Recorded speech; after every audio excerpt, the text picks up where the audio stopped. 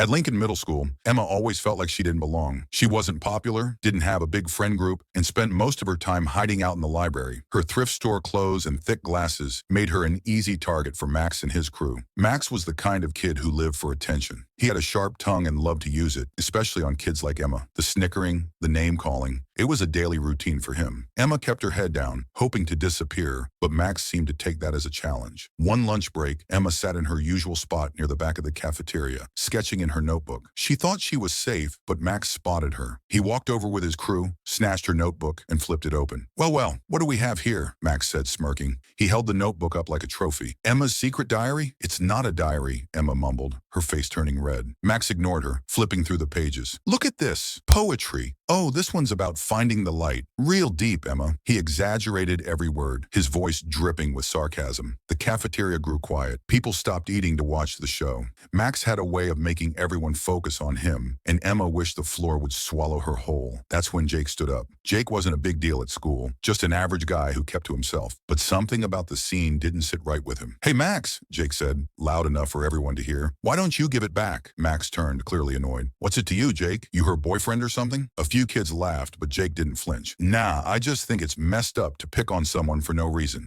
You got nothing better to do? Max hesitated. Jake wasn't big or intimidating, but there was something about the way he said it, calm but serious, that made Max pause. The crowd watched, waiting to see what would happen. Whatever, Max muttered, tossing the notebook on the floor. It's not even worth it. He and his crew walked off, trying to act like they didn't care, but the moment felt different. Emma picked up her notebook, hugging it to her chest. Thanks, she said quietly, her voice shaky. Jake shrugged, giving her a small smile. Don't let him get to you. He's all talk. The cafeteria slowly went back to normal, but something had shifted. Word spread about what Jake did, and people started to see Max differently. Not as the cool kid, but as a bully. Over the next few weeks, more kids began standing up when Max tried to pull his usual stunts. As for Emma, she decided she'd had enough of hiding. A few weeks later, the school hosted an open mic night, and Emma signed up to read her poetry. When she got up on stage, her hands shook, but then she spotted Jake in the crowd, giving her a thumbs up. She took a deep breath and began. The room was silent as she read, but this time, it wasn't the awkward, uncomfortable kind of silence. It was the kind that meant people were listening, really listening. When she finished, the applause was louder than she ever imagined. Moral: sometimes it takes one brave person to speak up and change the story, and sometimes the person you least expect turns out to be the hero you didn't know you needed.